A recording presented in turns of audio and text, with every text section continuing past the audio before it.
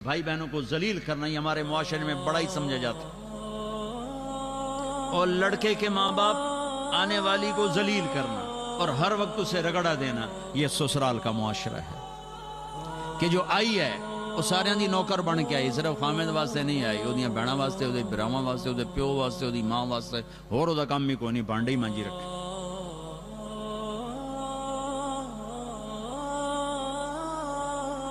میرے نبی نے خوبصورت شریعت دی ہے، ماں باپ کا اپنا حق ہے، اس کی وجہ سے بیوی کو خراب نہ کرو، بیوی کا اپنا حق ہے، اس کی وجہ سے ماں باپ کو خراب نہ کرو، ماں باپ کے ادب میں بیوی پہ زیادتی نہ ہونے دو، بیوی کے عشق میں ماں باپ پہ زیادتی نہ ہونے دو، اولاد کو روٹی کھلانے کے چکر میں حرام لقمہ نہ کماؤ، جھوٹ فراڈ فریب سے مت کماؤ۔ یہ ایک خوبصورت زندگی ہے جو میرے نبی دے کر گئے، تبلیغ اس کو سیکھنے کی محنت ہے، یہ کوئی جماعت نہیں، یہ کوئی فرقہ نہیں، تو اپنے جیب سے خرچ کر کے اللہ کا پیغام پہنچانے کی محنت ہے۔ مجھے کوئی فرانس والوں نے ٹکٹ نہیں بھیجا کہ آؤ جی آ کے یہاں بیان کر جاؤ، میں تو اپنی جیب سے ٹکٹ لے کے آیا ہوں۔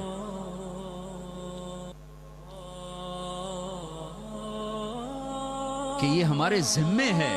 کہ ہم ایک دوسرے کی خیر خواہی کے لیے ان کو اللہ کی بات سنائیں اور پہنچائیں۔ ایک تو میں سارے مجمع سے گزارش کرتا ہوں کہ یہاں رہتے ہوئے 5 وقت نماز کی نیت کرو، سارا مجمع، ٹھیک ہے؟ کرتے ہو نیت سارے؟ ایک اپنی کمائیوں سے حرام نکالو، حلال پہ آؤ۔ تمہارے پیپر ٹھیک ہیں تمہیں مبارک ہو، بننے کے لیے ہیں کوشش کرو، فراڈ سے پیپر بنانا، غلط پیپر بنانا یہ مت کرو، نہیں ہے پیپر واپس اپنے ملکوں کو چلے جاؤ، اللہ تمہیں وہاں بھی رزق دے دے گا۔ اپنی کمائیوں میں حکومت کا حصہ ادا کرو، حکومت کا ٹیکس پورا ادا کرو، یہ تمہارا صدقہ بنے گا، اللہ لوٹائے گا واپس، تمہیں واپس لوٹائے گا۔ اپنی نسلوں کے لیے یہاں کوئی پروگرام سوچو، سکول، کالج، مدرسے، یہ جو نسلیں یہاں پیدا ہو رہی ہیں یہ پاکستان واپس نہیں جائیں گے، ہندوستان بنگلہ دیش واپس نہیں جائیں گے۔ ایک پٹھان کا خرگوش گم ہو گیا،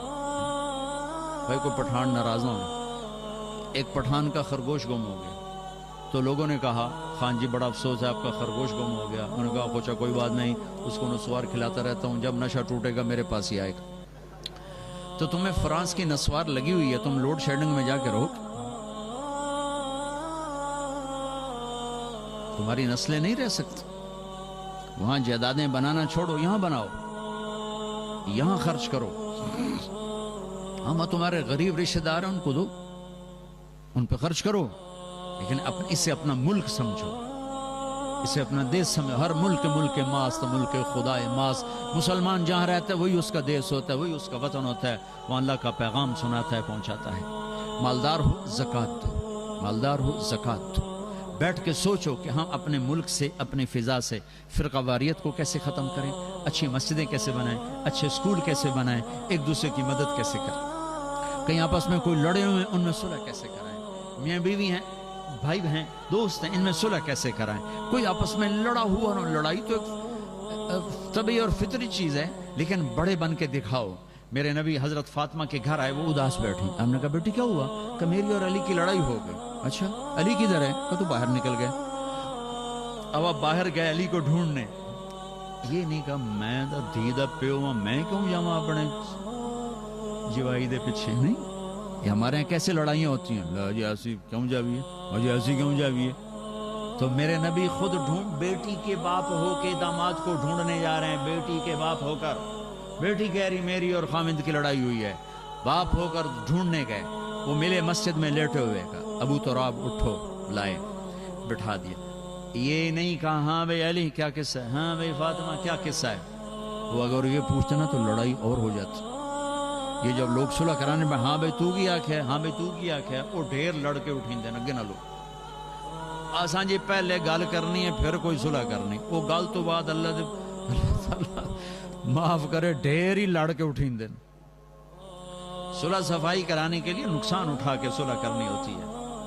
تو آپ نے یہ نہیں کیا، صلح کرانے والوں کو طریقہ بتا رہا، ہاں بھائی علی کیا قصہ تھا، ہاں فاطمہ کیا قصہ تھا، نا نا نا، آپ یوں زمین ایسے لیٹ گئے، اور علی کو لٹایا اپنے رائٹ،